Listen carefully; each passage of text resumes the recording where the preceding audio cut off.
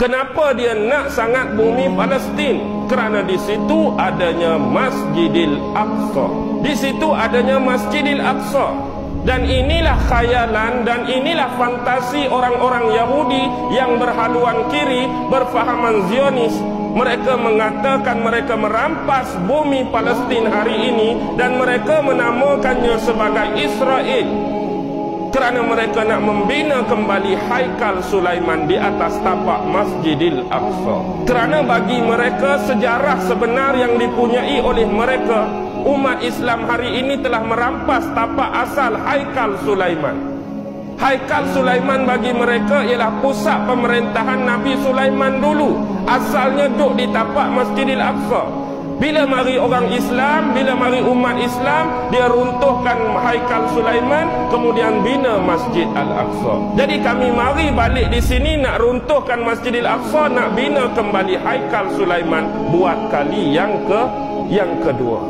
Dia nak bercakap dari sudut fakta, dia nak bercakap dari sudut data sejarah. Baik, kita mengikut acuan mereka, kita ikut arus mereka. Kalau nak berfaktakan acuan sejarah, dia kata tempat tu asal milik Haikal Nabi Sulaiman. Baik, kita terima dari sudut sejarah, itu tempat asal kedudukan Haikal Sulaiman. Sekarang pertanyaan yang patut kita tanya, persoalan yang patut kita soal ialah, siapakah yang mula-mula membina Masjidil Aqsa? Siapa yang mula-mula buat? Siapa yang mula-mula bina Masjidil Aqsa? Siapa? Dalam sejarah tak boleh dinafikan. Bahkan ini disebut asas pembinaan dalam Taurat, asas pembinaan dalam Injil sekalipun. Yang membina Masjidil Aqsa ialah Nabi Allah, Rasul Allah yang namanya Yaqub alaihi salam. Nabi Yaqub lah yang mula-mula mendirikan asas-asas binaan Masjidil Aqsa. Nabi Yaqub anak siapa? Nabi Yaqub ialah anak Nabi Ibrahim. Nabi Ibrahim ada dua orang isteri. Isteri yang pertama nama dia Sarah. Tetapi waktu tersebut Sarah mandul. Lalu waktu peristiwa berlaku, sewaktu berhijrah ke Mesir, terjadi peristiwa yang tak perlu kita ceritakan di sini. Lalu Maharaja Mesir pada waktu tersebut menghadiahkan seorang perempuan kepada Nabi Ibrahim. Itulah dia Hajar, yang kita orang Melayu sebut Siti Hajar.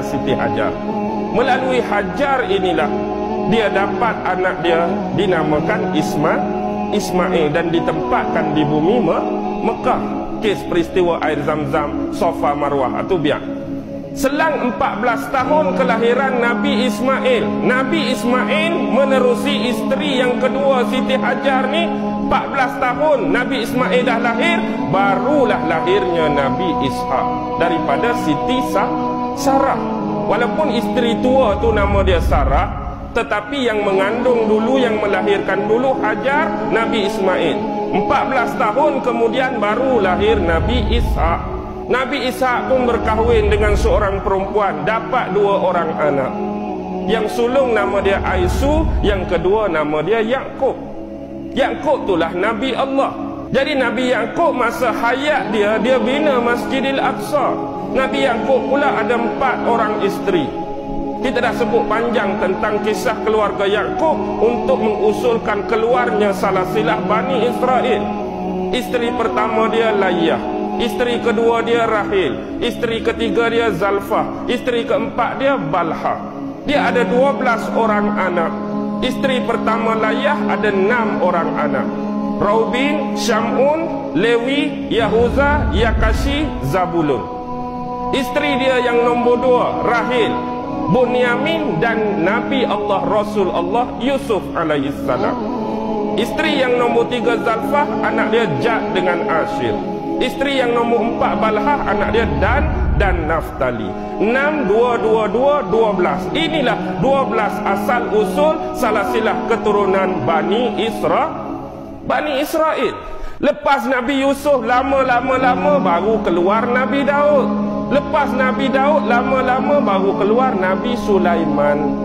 Jauhnya Nabi Yaqub dengan Nabi Sulaiman. Tadi kamu dakwa Sulaiman punya Haikal Sulaiman. Sekarang siapa mendahului siapa? Sejarah mendahului siapa?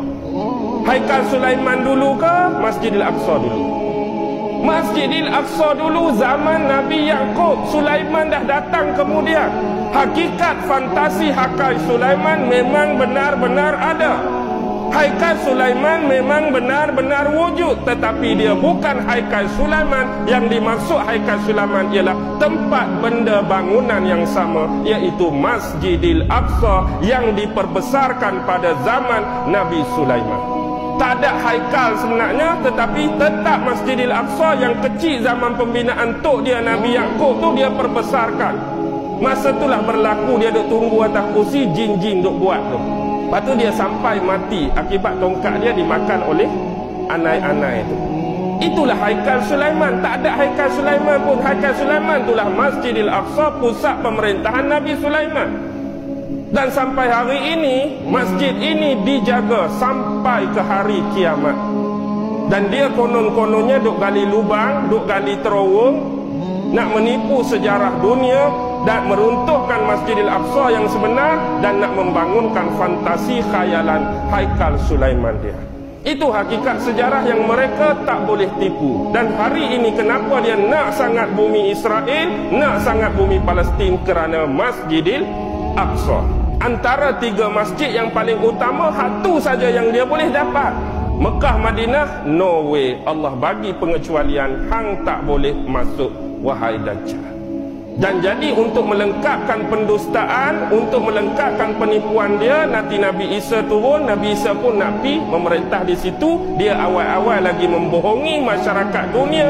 Dialah sang juru selamat, dialah Nabi Isa. Sebab tu pemerintahan dia pun sekarang di bumi Israel. Okey.